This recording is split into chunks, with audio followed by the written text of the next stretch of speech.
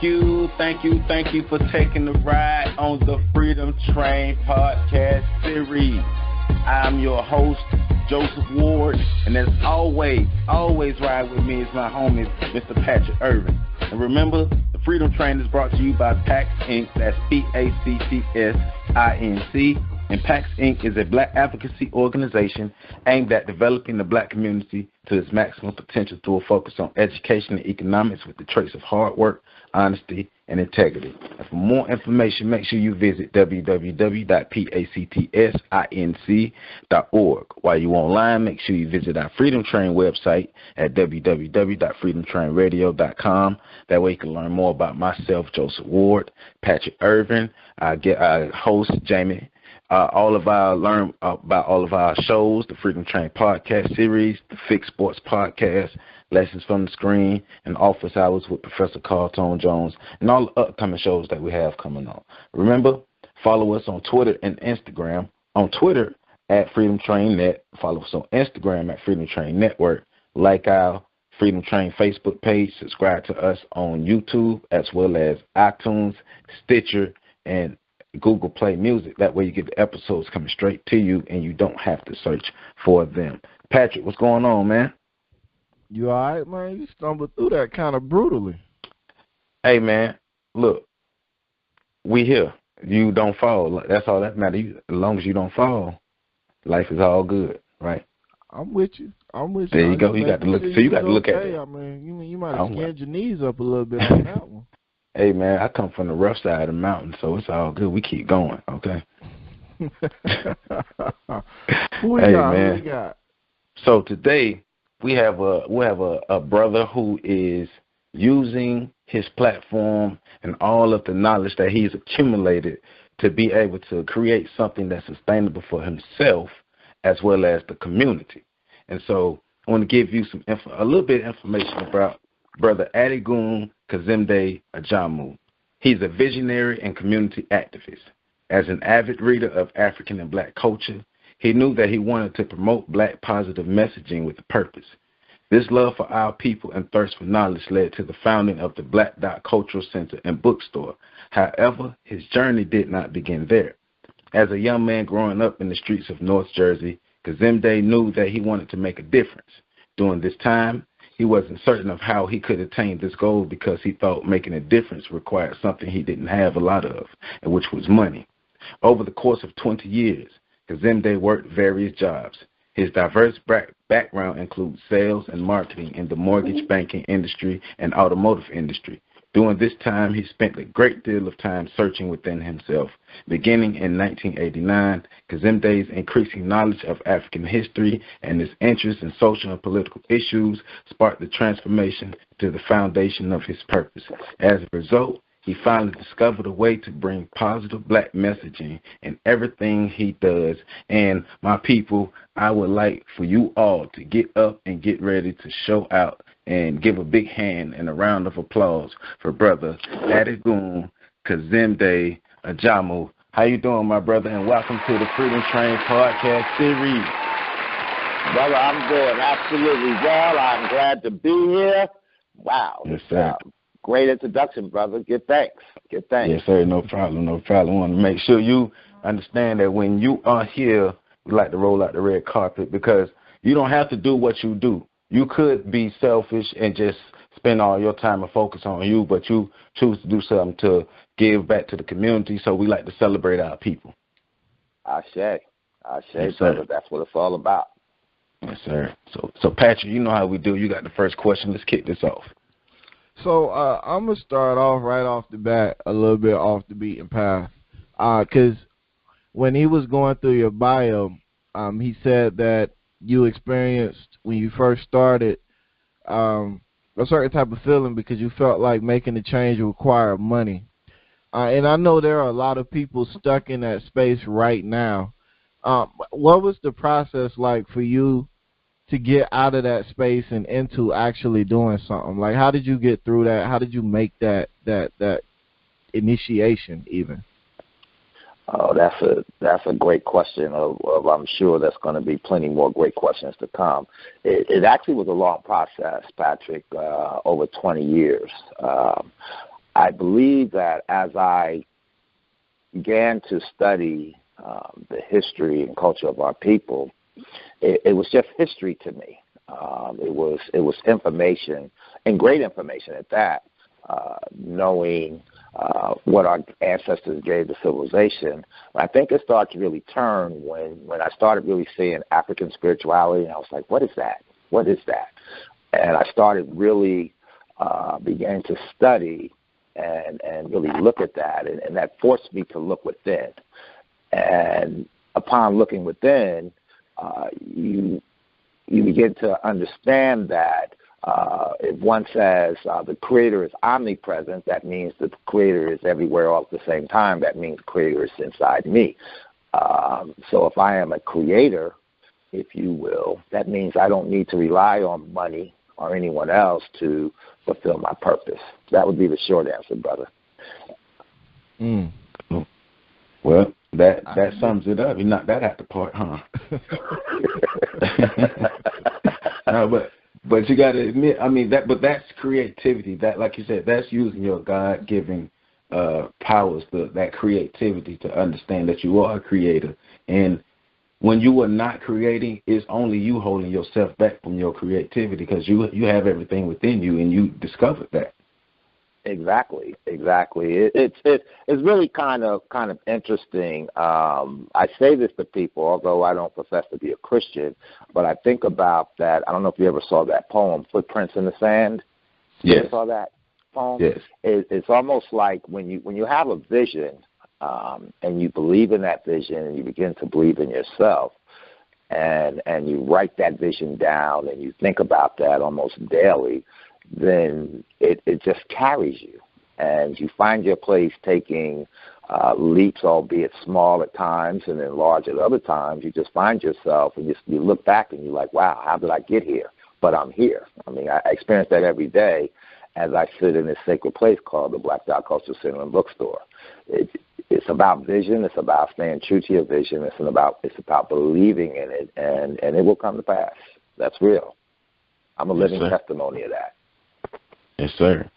So I want to back it up a bit, because you talked about being exposed to African spirituality and being curious about it and want to know more. But even before that, what was the initial spark? What was the initial inspiration that made you want to seek out knowledge of self and really find more about the African history and spirituality? What was that initial thing that said, you know what, I think this is something that I want to learn more about? I think it really began as a young boy at like 7, 8, 9 years old. I would imagine that I would hope most, if not all of us, as we go through this social education, if you will, that some things don't add up. As my parents, grandparents were Christians, as I would go to church, some things just did not add up. So you always had these questions, but at that time in the 60s, for me, the answers wasn't readily available. But the spark happened in the late 80s by no other than a black woman named Andrea Williams, who would drop these jewels on me and then stop halfway in between what she's dropping on me and say, brother, you need to read. And at that time, I was like, read? No, I'm smart enough to listen to you and retain this. But she was adamant about reading. And one day I was traveling down. I was in North New Jersey. I was shopping for some clothes or something, and some Muslim brothers had a sidewalk book sale. And I stopped and I picked up. I was looking through the books and I found this book, What They Never Told You in History Class. And I picked that book up. And for the first time outside of school, that I sat down and opened up a book, and literally, brother, I did not put that book down until I finished reading it, and that was the spark for me. Yeah, that's great. That's great.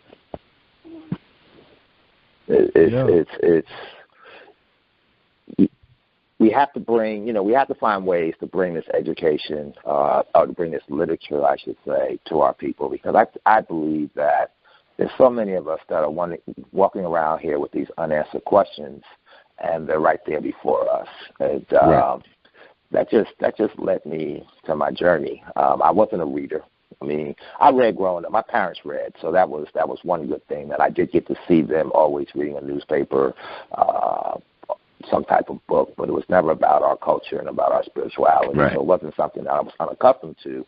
However, it wasn't something I was quite interested in doing either. But in doing that, I just haven't stopped reading since then. I mean, how great is it to read something about your own people and to look at images that reflect you? I mean, I don't think there's any better feeling than that, especially when you're deprived of it.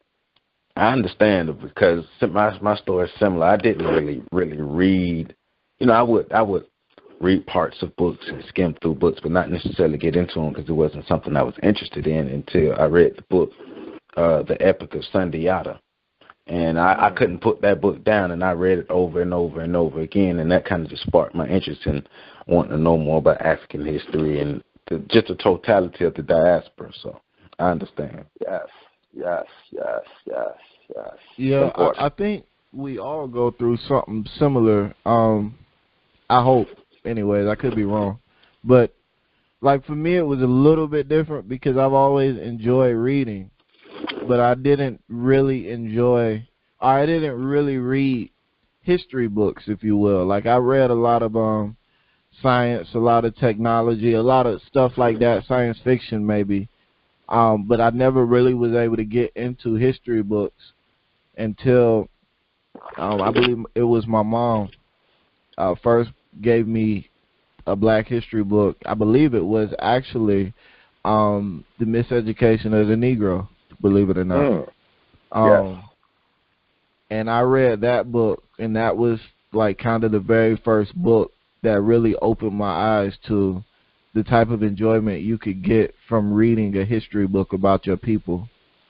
And since then, I just haven't been able to stop. So I do think we all go through some sort of level. It's just like, it's because you said you had a mentor, somebody that would drop those jewels on you.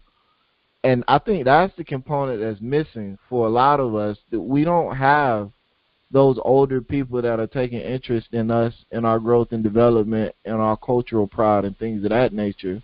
How do you think we can get back to that, where we have elders and that are actually encouraging the youth to read? Is that something we should even try to go back to? Well, I think so, but I think that it's happening organically. It may not be happening as fast as that we would like to. For example, I get to see firsthand being in a bookstore, right? So I see parents in their 30s, maybe early 40s, with young children coming here almost on a daily basis. And I watch the children as they run to these particular books, and I watch parents buy certain books for those parents. So in my day, when I was 7, 8, 9, and 10 years old, we didn't have that availability to us, right? You just said something really profound. Your mother gave you Carter G. Woodson's book, The Miseducation of the Negro. So it's happening. Is it happening in large numbers? No, it is not. But it's kind of akin to, if I may use a boxing analogy, as a people 400 or 500 years ago, we got hit with what would almost be considered a death blow, right, in the ring. And it knocked us to the turf, and then we were down. We started standing up on the ninth count, and each generation has been standing up a little further. So now we're at the point where, yes, we're standing straight up. However, it's still cloggy, so we're not seeing with clarity. And as each generation grows, I don't know how old you brothers are, but I suspect you're a lot further along in your development, your consciousness or awareness than I was at that age that you're in. So I think it's happened organically, and we have to continue to push it. And we have to hold our elders, like myself, I'm 57 years old, we have to hold us accountable. And we're doing that. So there's young people around me in their 30s every day that hold me accountable. When they call me elder or they call me Baba, that means something. It means I have a responsibility to do this. And they remind me of that every day. So it's happening. We just need to do more of it. Yes, sir. True. That makes sense. And to us, because we've had several conversations about this, but to us that makes a world of difference, because I know I've had elders present in my life who are able to sit me down and give me understanding and experience along with the information to make it all kind of work together, rather than I'm just somebody who's just charged up off of information and don't really know what to do with it. So, right. Exactly. And that's critical. I mean, again, I didn't necessarily have that. And believe it or not, the sister who sat me down was somebody that I was trying to date. Kind of funny. You know, I was dating, but she converted me to her little brother, basically. She might have been a year older than me at the time. But lessons come in many forms. And sometimes those of us that are in our midst, just because we simply didn't have a serious conversation, come with a lot of information. But we're walking around. I'm reminded of a sister that teaches at Morris Brown, and I've known her for years. And when I started posting things on Facebook, she was like, "Oh, yeah, brother, I read this, I do this, I do that, I'm involved in this." And I'm like, "Really? I had no idea." So they're there. We just got to pull them out. Everyone's not going to be as public and as vocal as we are, and some because they're afraid of losing their jobs. And I understand that you got to pay your bills right now. That we can create more opportunities for our people to work, raise their family, and be public and speak out boldly and loudly. Yes, sir. See what he just did, Joe? He just alluded to dark workers. I like that. That make you feel good, don't it? Well, you know, not the whole fearful of repercussion part, but, you know, some people, you know, they just don't want the spotlight. They like operating in the shadows, you know. Hey, man, do your thing, my brother. So don't patronize me. The first thing that Joe says when he introduced you, obviously, was your name. And your name does carry a certain energy to it. Can you, and I hear there's a story behind the name. Can you fill us in on what that is? Oh yes. Baba and Wali Bubarudi, my teacher, one of many, but one that stands out the most to me.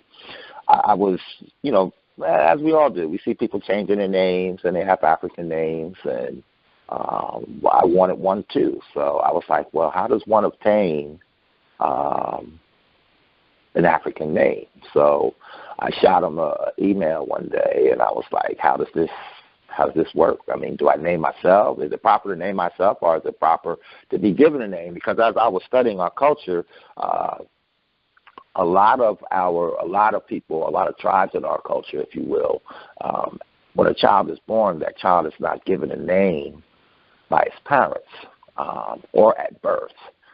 The elders watch the child to see what those child's gifts are, and then name that child based on its gifts, right?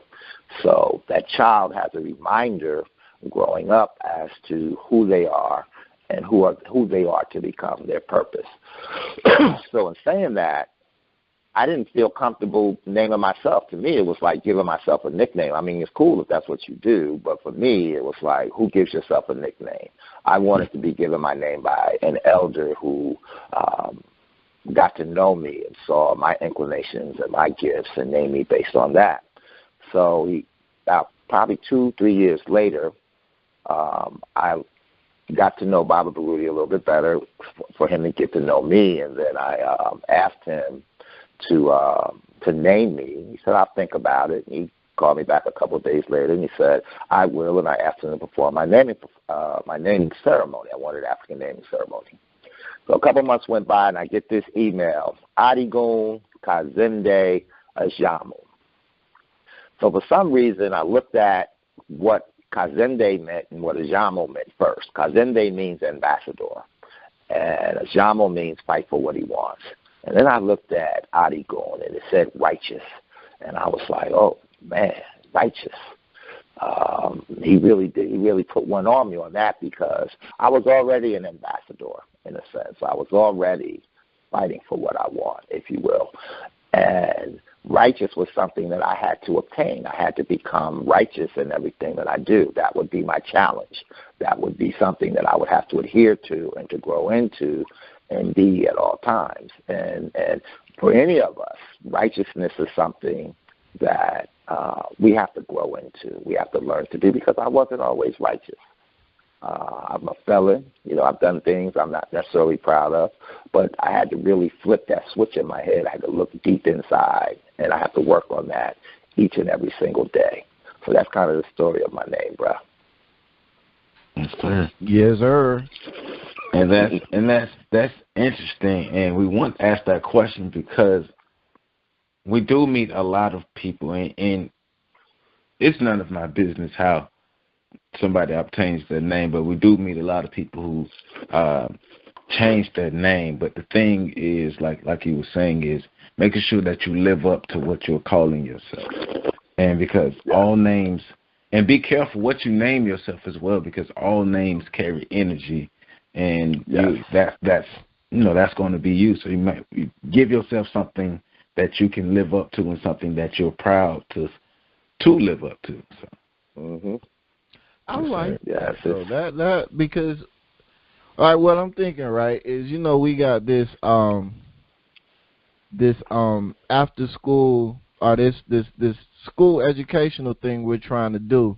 So with just listening to him say that, that could be like some sort of rites of passage that we have for a kid going from one grade to a next, where a teacher or educator of sorts watches them for a full year, and then after they graduate or move on to the next level, they gain a name as kind of like a status symbol of achievement, or some sort of ritual graduation type thing. I really like that whole elders give you, as much as I've read, I've never bothered to look into naming patterns in African continental villages and tribes. So that just blew my mind when you said that.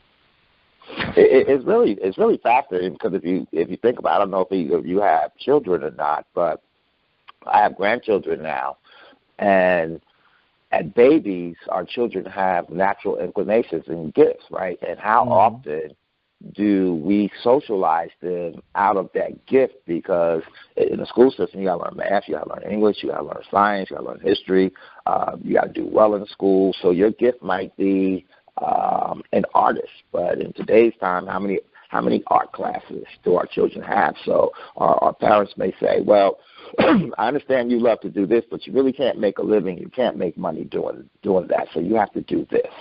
So what ultimately happens is you grow up and you go in the workforce and you work every day, but you hate your job because you're not doing what naturally comes to you. And then you discover, or you decide at 50 or 60 years old, that now you want to live your dream, when you just I won't say wasted, because I don't think there's any time wasted, but 30 years have gone by before you realize that. So I think it's important that we look at our children, and yes, they have to get educated in all facets of the society, but we also, as a parent, as a grandparent, and when I say parent, your children are equally my parents. That's how I see it. But as parents, we have to also bring out the best. We have to allow our children to realize their God-given talents and gifts, and that's important that we do that. Because when we stop it, we stumble creativity. That's true. That is true. See a lot of people unhappy because they were talked out of their dreams by their parents. So, yes, sir.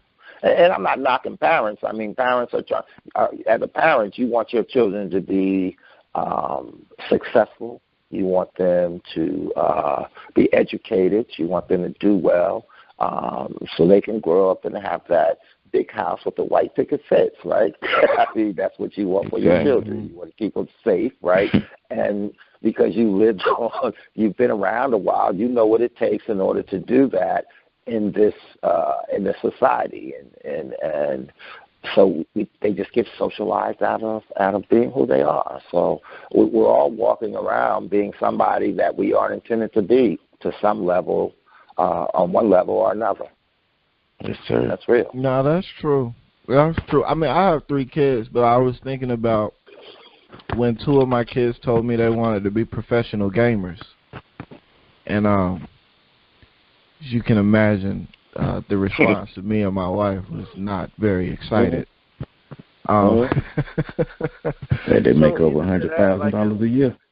At what point, is there a point where you're like, because we didn't discourage it, we just weren't very excited. So is there a point at which you tell your kid, like, all right, look here, no. Just no. Put it like this: if they do it right, they can make over $100,000 a year. Well, well, I think that, and that's a very good question. It's, I don't know about no, but, some things are fads. I mean, at one point I wanted to play piano. My mother got me a piano. She spent that money on it, and then I didn't play the piano, right? So, and piano's my favorite instrument, but so there are things, I mean, as adults, we go through fads. We think we like this girl, but we like the other girl. I mean, it just is what it is. So, but you really have to hone in on what your child's actual natural gifts are. And they're right there before us, but I think oftentimes we're really not trained as our elders, our ancestors, I should say, have been trained to do that. So it's really kind of getting back to the wisdoms of our ancestors prior to slavery, prior to colonialism in Africa, in order for us to understand what were they seeing that we were not. What were they able to see when that child was in the mother's bosom that we are not able to see?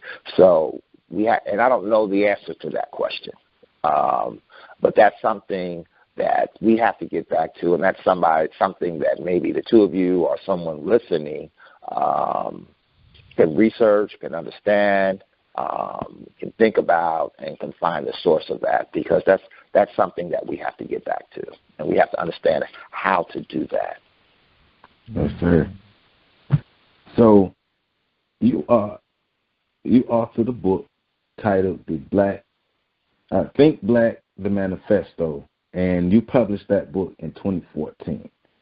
So could you tell us a little about that book and why you chose to write that particular book, and especially the title, Think Black, the Manifesto? Well, it kind of goes back to prior to the book, I started a T-shirt line that had Think Black, It's Okay on it. And I ran into a sister who had a Think Black T-shirt, and I called her and I said, what are you doing with that Think Black? And she said, I'm not doing anything with it. And I was like, well, you mind if I use it? She said, well, I don't own it. Marcus Garvey was the first person I ever heard say Think Black. And so I didn't want to use just Think Black. So I used Think Black, support black businesses, support black self, family, community. It's okay, right? Basically, that's a short version. So as I started selling these T-shirts or wearing these T-shirts, because a lot of them were selling at that point, people were looking at me like, you can kind of feel the energy, like, what is that? I mean, what do you mean by that? And so one day I got up one morning and I wanted to write a post for Facebook on what Think Black meant to me.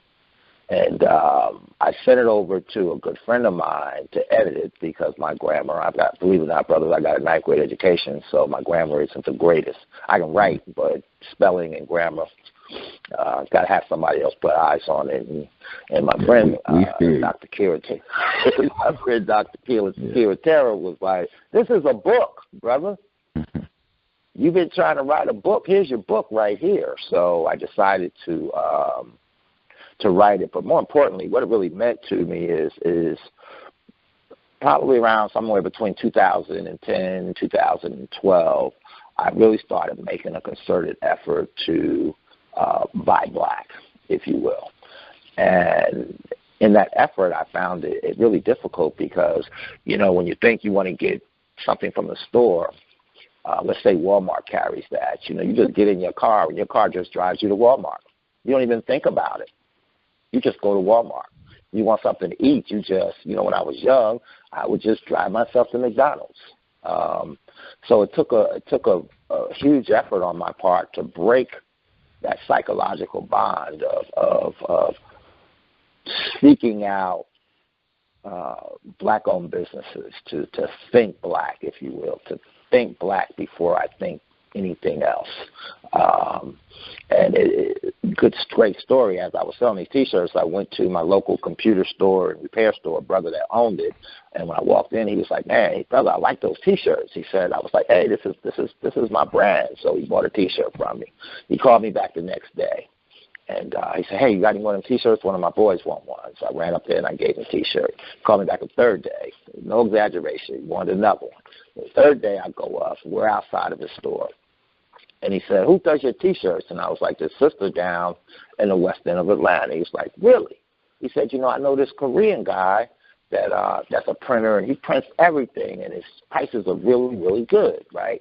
So I can imagine, although I can't see you, brothers, I can imagine the look on your face, so you can imagine the look I had on my face as he was telling me this, right? So he noticed that I had this look on my face, so he said, "Why are you looking at me like that?" I said, "Brother, when I drove down here the other day to come by, I don't even remember what I was buying from his store. When I came down, I made a conscious decision to make a left into your parking lot versus a right into, I made a conscious decision to make a right into your parking lot versus making a left into Walmart. Now, I know you're going to tell me that you have a better product than Walmart, but if I was simply looking at price, I would have bought it from Walmart." I said, "So it really doesn't serve me a purpose if I'm going to continue to spend my money with you, and you turn around and spend that money with a Korean or outside the community." Right. We got to learn how to, even if it costs us an extra dollar, we got to learn how to do business with each other, right? So Right. He looked at me and he was like, I never even thought about it like that. So we do things that we're so accustomed to doing, it's really hard to break